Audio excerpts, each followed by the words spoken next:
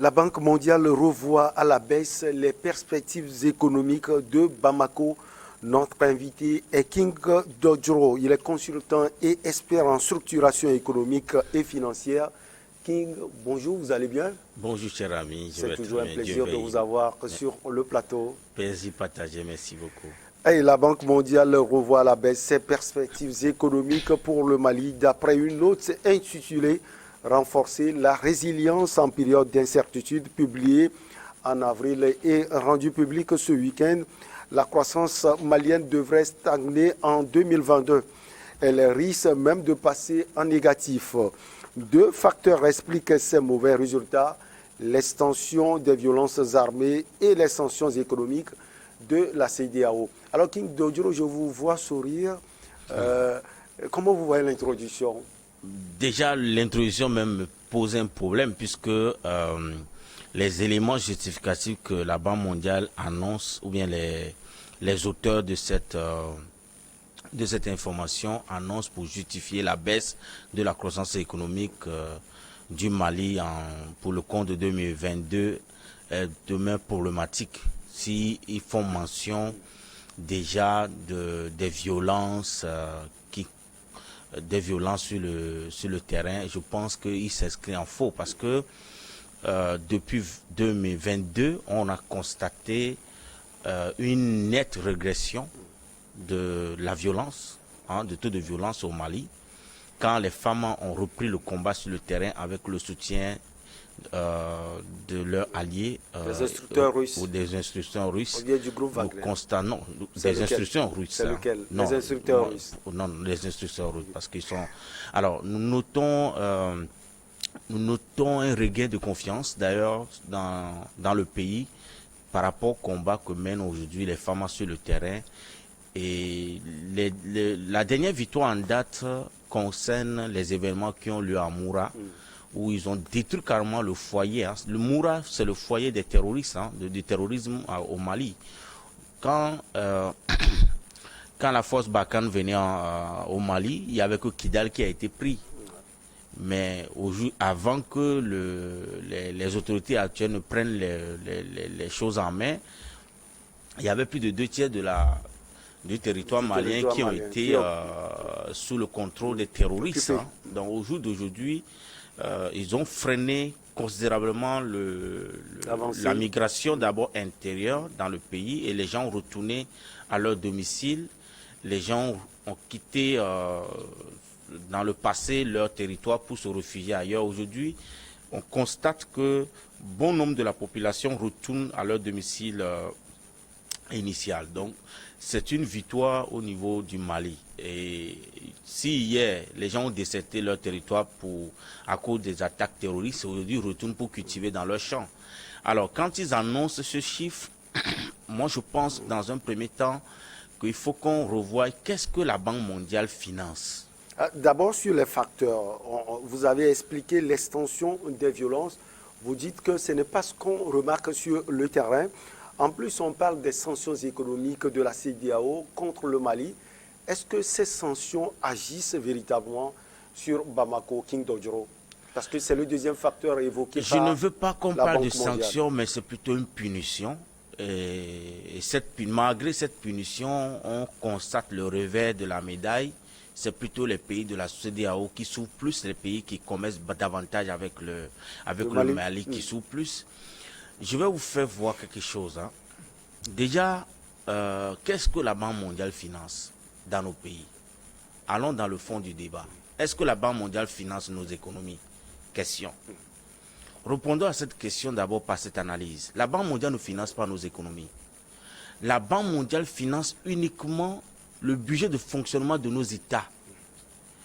Et comme pour financer le budget de nos États, les recettes de nos États sont faibles, les recettes fiscales, douanières et droits de concession n'arrivent pas souvent à couvrir l'entièreté de leurs projections budgétaires.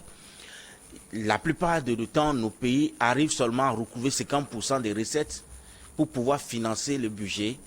Et donc, qu'est-ce qui se passe? Ils ont recours aux institutions de Bretton Woods pour financer le gap. Je vous donne un exemple. Si, par exemple, le pays X a pour budget cette année 2000 francs CFA et que ses recettes internes, quand il a fini de les mobiliser, n'atteignent que 1000 francs, il y a un gap de 1000 francs que l'État doit mobiliser pour pouvoir financer son budget. Et dans ce budget, il y a le budget d'investissement. Quand on parle de budget d'investissement, c'est cet investissement qui concerne la construction des routes, la construction des écoles, la construction des hôpitaux, la construction de tout ce que vous pouvez imaginer. Mais l'État fait recours donc aux institutions de Bretton Woods pour financer le gap. Et le remboursement est garanti par quoi? Par le recouvrement de ces recettes dans l'exercice prochain. C'est de ça qu'il s'agit. Donc la Banque mondiale ne finance pas l'économie de nos États, mais finance plutôt en avance la capacité de nos États à recouvrer leurs recettes fiscales et douanières et droits de concession. Quand l'État vient lui dire « Je suis en difficulté cette année de recouvrer l'entièreté de mes ressources, mes ressources financières auprès de mes contribuables, mais fais-moi une avance d'abord, après quand je vais recouvrer, je vais te payer. » Voilà le schéma dans lequel ils sont. Mais qu'est-ce qui finance nos économies? C'est la question sur laquelle nous sommes. Bon, du moment où c'est la Banque mondiale qui finance uniquement nos budgets de fonctionnement de nos États et non notre économie, si la Banque mondiale fait un effet d'annonce pour dire je ne veux plus financer l'économie, je ne veux plus financer l'État malien, c'est dans une optique bien précise, c'est pour pouvoir décourager, saper le moral de la population malienne. Pour dire, ok, la Banque mondiale ne va pas vous financer, vous allez être asphyxié. On annonce ces éléments comme si c'est la Banque mondiale qui finance nos économies alors que c'est faux. Je vais vous démontrer comment est-ce que l'économie africaine est financée. D'abord, les banques financent généralement en moyenne en hauteur de 40%, ce qui est très faible d'abord. Regardez la diaspora, les membres de nos diasporas. Pour le Mali, pendant que le PIB malien fait 17 000 milliards de dollars, quand on revient sur le PNB du Mali, nous nous retrouvons à 45 milliards de dollars. La différence est de 28 milliards de dollars. Les 28 milliards de dollars, c'est ce que les Maliens de l'extérieur ont comme revenu. Et ce sont ces Maliens de l'extérieur qui financent l'économie malienne à travers les Western Union, les MoneyGram et Wari qu'ils envoient quotidiennement et fréquemment à leurs familles dans le pays. Et c'est ça qui finance l'économie. Je vais vous démontrer cela encore comment. Je ne vous le démontre pas l'étudiant qui achète une moto. L'étudiant malien qui achète une moto, c'est parce que son frère travaille à Côte d'Ivoire, qui lui envoie 700 000 francs pour acheter cette moto. La moto n'a pas été financée par la Banque mondiale. La moto qu'il vient d'acheter n'a pas été financée par la banque locale. Cette moto que l'étudiant vient d'acheter, il devient consommateur du carburant. Donc l'étudiant devient un consommateur fiable. Il doit chaque fois acheter du carburant pour pouvoir alimenter sa moto.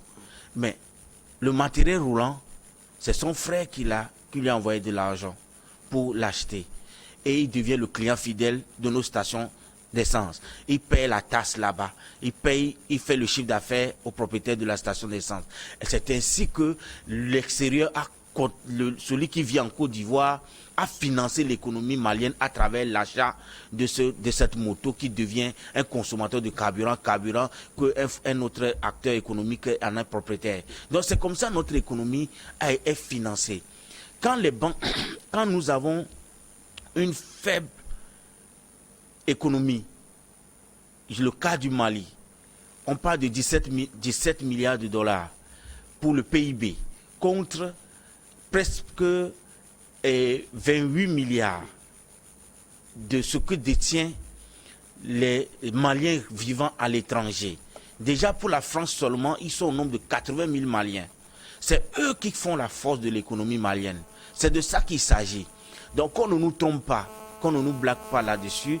Quand on fait des projections en disant oui, parce que la Banque mondiale a arrêté ses tirages au niveau du Mali, donc la croissance va stagner ou il y aura une baisse de la croissance. De quelle baisse de croissance dont on parle? Ok, les pays africains qui annoncent la croissance économique en longueur de journée, quel est l'effet que cela a dans la vie des quotidiens des citoyens africains? Alors, malgré cette croissance qu'on annonce de part et d'autre, les gens continuent pas à avoir des difficultés d'accès au financement. C'est de ça qu'il s'agit. Même quand vous annoncez la subvention de l'engrais, par exemple, Mais le problème n'est pas de subventionner l'engrais, le problème est de résoudre l'accès au financement pour pouvoir acheter l'engrais. Même si vous dites que l'engrais a 10 000 francs, que les gens n'ont pas les moyens de mobiliser les 10 000 francs pour les acheter, qu'est-ce que vous avez fait?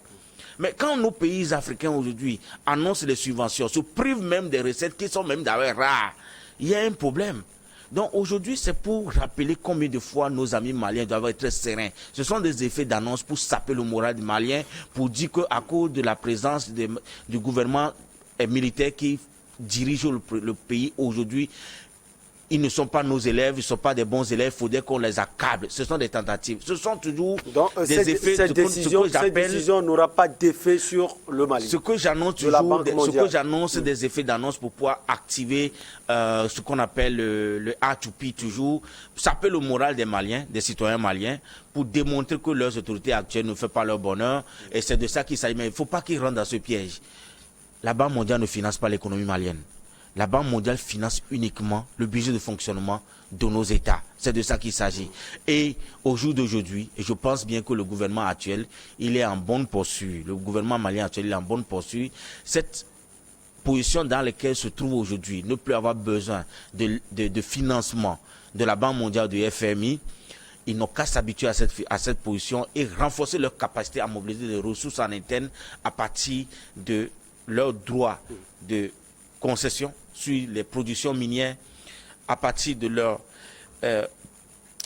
droits de la fiscalité et également des droits de douane qu'ils perçoivent sur les produits à l'entrée comme à la sortie. C'est très important qu'ils regardent de ce côté. Parce que non seulement ces annonces donnent l'impression comme si ils nous donnent de l'aide parce qu'ils nous financent, nous allons relancer, ils qualifient le financement comme une aide pour un novice, ils se disent que c'est une aide qu'on apporte à l'État, mais l'État ne redistribue pas cela.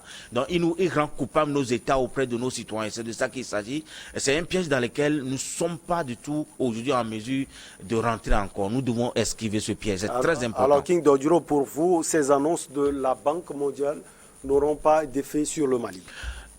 La croissance économique qu'on annonce en Côte d'Ivoire, qu'on annonce au Bénin, qu'on annonce au Togo, ça a quel effet sur la population des pays que je viens de citer? C'est de ça qu'il s'agit. Mais on estime qu'au Mali, en 2021, le taux de pauvreté a atteint 44,4%. Ils calculent le taux de pauvreté par rapport à quoi? Voici que nous sommes dans des pays où il n'y a pas de fichier national. On ne sait même pas le nombre exact de populations qui existent sur nos territoires.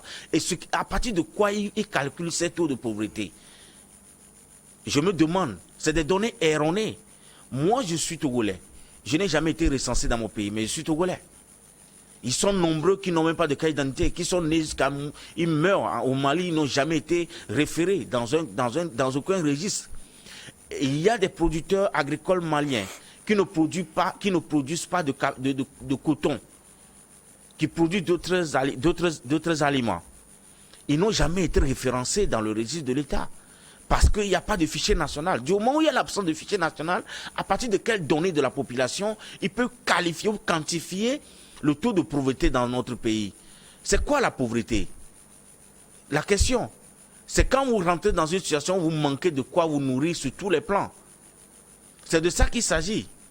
Le Mali, malgré les... Mais il faut qu'on rappelle ceci. Hein.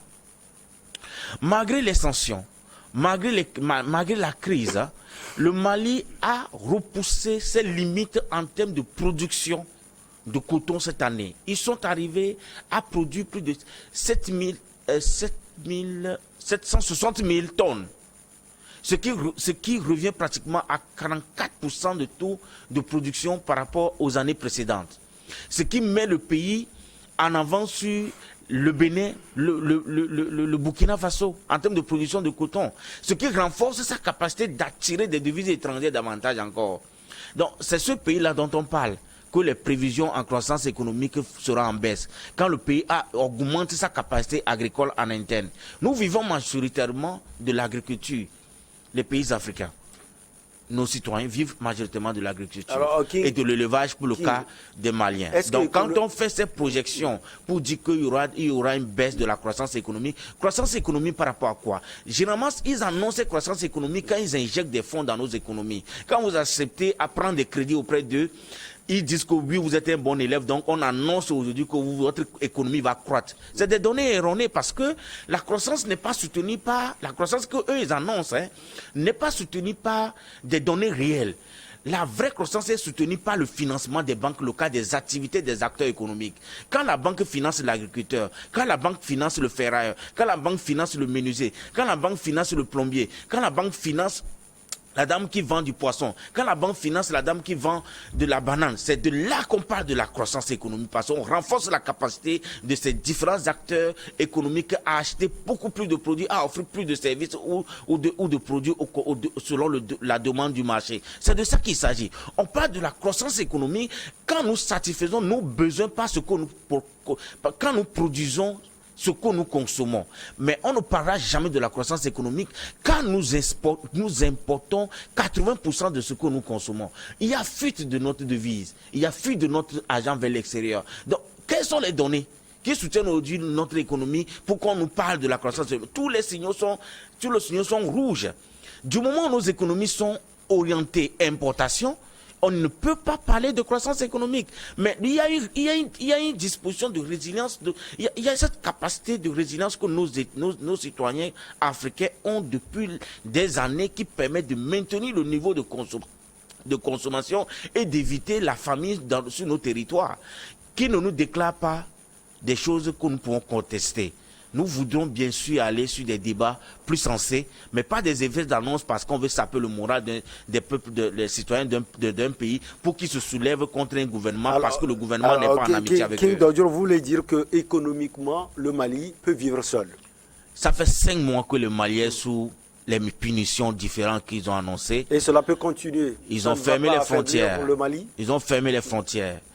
Là, l'UEMOA exécute les décisions illégales de la CEDEAO, malgré qu'il n'y a pas de rapport entre ces deux institutions. Mais cela ne fait rien au Mali. Les Maliens vivent. Est-ce que vous avez entendu parler de la famine au Mali?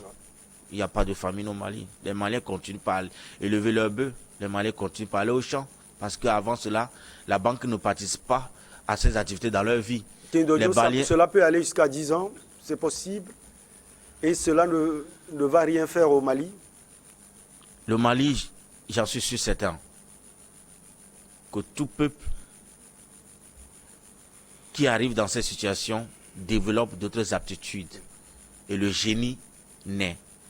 Parlons de notre Togo, par exemple. Notre pays, le Togo, a vécu des périodes d'embargo où il y avait plus des sanctions de l'Union européenne où on ne nous finançait plus. Mais nous avons vécu. Est-ce que les Togolais sont morts? Mais c'était un moment difficile pour le Togo. Merde. Le Togo avait tout fait. Mais le moment était difficile parce qu'on voulait faire comprendre que c'est difficile. Sinon, on vivait. Hein.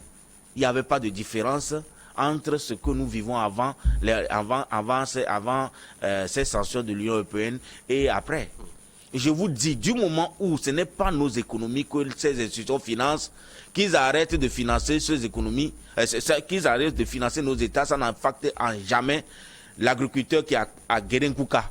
Lui, il continue d'aller au champ. Tant qu'il pleut, il va aller au champ, semer ses maïs, il va récolter, il mangera une partie et il va vendre une partie. C'est de ça qu'il s'agit. Vous savez pourquoi est-ce que, quand il y a des crises dans les pays occidentaux, aux États-Unis par exemple, quand il y a des crises financières, le gouvernement fédéral injecte de l'argent dans les banques pour financer les acteurs économiques. C'est seulement en Afrique, quand il y a des crises financières, les États font recours aux institutions de Bretton Woods pour financer leur budget de fonctionnement. Vous voyez comment c'est incongru? Vous voyez comment c'est non-sens à la fin de la journée? Si ces institutions finançaient les banques locales pour financer les agriculteurs, qu'elles disent aujourd'hui que nous ne voulons plus financer les banques locales pour financer l'agriculteur de Guérenkouka ou bien l'éleveur de Bamako ou bien de Moura, il y a un problème. Il y aura un véritable problème. Ces annonces ne découragent pas celui qui élève les bœufs à Moura. Il continue toujours pas à élever les bœufs. Alors, King Dodjor, la situation économique du Mali avant les sanctions et sa situation économique actuellement. Les Maliens de l'extérieur, leurs revenus s'élèvent à 28 milliards de dollars. Ils ne continuent pas à soutenir leurs frères qui sont au pays. Et c'est eux tous qui ont financé l'économie malienne. Et ils continueront toujours. C'est de ça qu'il s'agit en fait. C'est de ça qu'il s'agit. revenons à la vraie définition de l'économie. Parce que j'ai l'impression que quand on parle de mots, ça sonne bien, ça résonne tellement bien qu'on pense que c'est quelque chose d'extraordinaire. Son financement vient de nos frères qui sont à la diaspora. Les Maliens qui sont au Burkina, les Maliens qui sont en Côte d'Ivoire, les Maliens qui sont en France, c'est eux qui financent l'économie malienne. En temps de sanctions ou pas sanctions, c'est eux qui continuent de financer l'économie. Pourquoi? Comment est-ce qu'ils financent l'économie? Ils financent l'économie quand ils envoient de l'argent pour construire leur maison. Quand ils envoient l'argent pour construire leur maison, on achète les matériaux de construction, le fer, le ciment, les câbles. Les menuisiers fabriquent des portes. Vous comprenez? C'est comme ça qu'ils financent l'économie malienne. Parce que ils renforcent le pouvoir d'achat de ceux qui sont localement présents à initier des projets. Les maisons qui sont construites sont mises en location. C'est ainsi que le schéma du financement, le mécanisme de financement de l'économie malienne se réalise à travers ceux qui vivent à l'extérieur. Et je vous dis bien qu'ils ont une capacité au-dessus même du PIB. Ils ont une capacité supérieure, nettement supérieure à la production interne, aux revenus internes. De quoi parle le test? Je pense que c'est le lieu de convier davantage nos amis maliens à se réorganiser, à capitaliser leurs acquis en matière de financement de la diaspora et de leur économie, à faire plus confiance aux banques locales.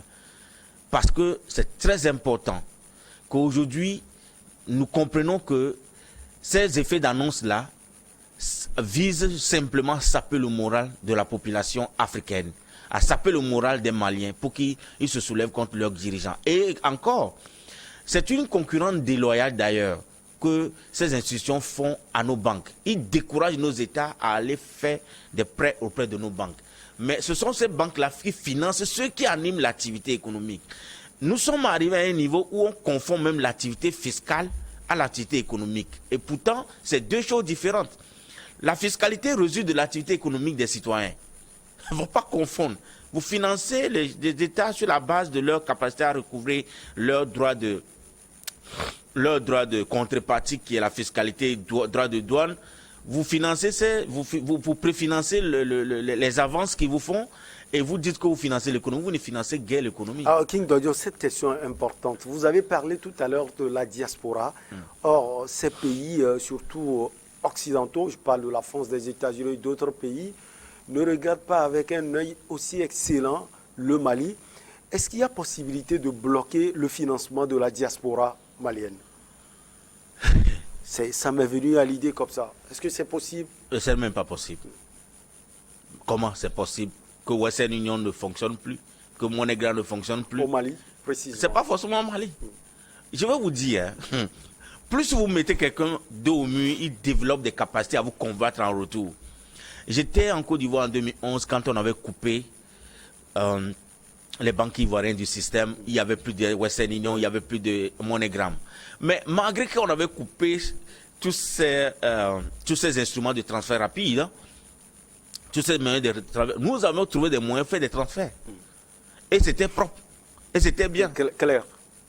Et je vous garantis que c'est la même chose qui se passe au Mali aujourd'hui. Les Maliens sont des commerçants. Ils sont nombreux en Chine. Ils sont nombreux dans les pays à fort potentiel commercial. Et ils savent comment ils font leur transfert. Vous pensez que c'est maintenant qu'ils vont réinventer le système de fait de transfert? Oubliez, s'il vous plaît. Alors, l'État financerait ou bien aurait doublé les dépenses militaires au détriment des dépenses de développement. Est-ce que c'est vrai? De quoi parle le test? De la Banque mondiale. De quoi parle le test? De quel développement parle-t-on? De quel développement la Banque mondiale veut parler? On nous montre que c'est quand on construit des routes, on construit des hôpitaux, qu'il y a des développements. Quelle est l'utilité? Est-ce qu'on n'a pas besoin de cela? Le Mali n'a pas besoin de cela. Un instant d'abord. Quelle est l'utilité d'une route qui dessert une localité X, dont les populations n'ont aucun moyen d'avoir accès au financement, qui ne peut même pas mobiliser les 12 000 francs pour acheter l'engrais pour pouvoir booster leur production. Quelle est l'utilité de la route dans ces localités? N'est-ce pas ce développement orienté sur la construction des routes et des ponts les avantages davantage? Parce que ça renforce notre capacité à encore importer des produits venant de chez eux, qui fait que même si nous finançons 100 000 francs, 80 000 francs restent dans leur économie, c'est de ça qu'il s'agit. Ce dont nos populations ont besoin dans nos villages, dans un premier temps, c'est qu'il y ait des banques dans chaque village pour financer l'activité économique dans ces villages-là. Et les villageois s'organiseront eux-mêmes à développer leurs propres infrastructures à partir des activités qu'ils mènent. C'est plus important parce que ça renforce encore la capacité de nos États et ça renforce leurs assiettes fiscales parce qu'il y aura plus d'acteurs économiques dans ces localités. Alors quand on parle du développement, vous savez, la mission régalienne d'un pays, c'est quoi? C'est la défense du territoire. C'est sa première mission régalienne. C'est pourquoi c'est le mandat qu'on lui a donné. C'est de défendre le territoire, assurer la sécurité des personnes et des biens sur le territoire. C'est d'abord les premières missions régaliennes d'un État. Et donc, quand un État vient renforcer son budget de financement de la défense du territoire, ça répond à ses prérogatives en tant que souverain. Ah, ça, la Banque mondiale a raison de le souligner. C'est ce qui se fait au Mali pour défendre l'intégrité du Mali. Mais la Banque mondiale, tel que l'angle dans lequel la Banque mondiale a présenté le sujet, il accuse l'État malien d'avoir mobilisé assez de ressources pour financer la défense au détriment du développement. De quel développement il parle? Autre aspect pour terminer, King Dodjro, maintenir les sanctions contre le Mali d'ici 2 trimestres risquerait de plonger le Mali dans la récession. On a 2 minutes. Ça vous dit quelque chose, King Dodjro? Même avant les sanctions, les Maliens avaient toujours des difficultés d'accès au financement. C'est de ça qu'il s'agit. Les sanctions ne sont pas venues aggraver ce cas. Et il faut que nous trouvions la solution problématique liée au financement de nos économies. Nos États ont déjà le droit de créer de la richesse à travers l'accès facile au financement qu'ils ont auprès des institutions de Bretton Woods. Ils se font financer en brandissant notre capacité à payer les recettes fiscales et autres. Mais nous, la population, c'est nous qui avons besoin de financement. Et si nous avons assez facile au financement, ça réduirait la dépendance de nos États vis-à-vis de ces institutions de Bretton Woods. Si nous avons assez facile au financement, on financerait nos économies et nous serons une économie forte. Et nous n'allons plus dépendre de l'importation et nous allons produire ce que nous consommons nous-mêmes et nous mettons fin à la misère et nous mettons fin à cette dépendance qui crée la menace permanente pour nous-mêmes et nos populations. Et selon vous, c'est ce que compte faire le Mali. Merci beaucoup à vous, King Dodjro. Vous êtes consultant et expert en structuration économique et financière. On se retrouve la semaine prochaine. Toujours fidèle au poste. Toujours avec le même plaisir. On marque la pause pour le journal et derrière on reçoit nos invités pour Regard Croisé.